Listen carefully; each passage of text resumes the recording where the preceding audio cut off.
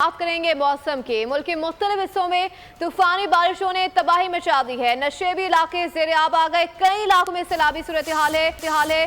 सखर में 250 मिलीमीटर बारिश रिकॉर्ड की गई। सिंध में मानसून का तूफानी स्पेल।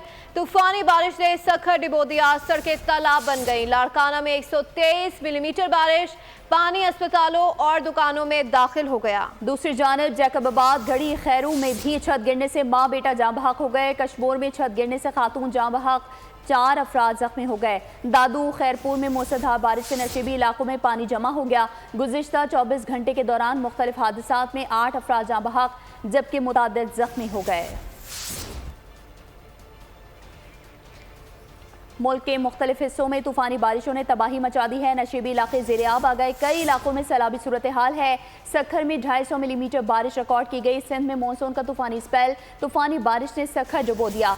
सड़कें तालाब का मंजर पेश कर रही हैं। लाड़काना में 123 मिलीमीटर बारिश हुई।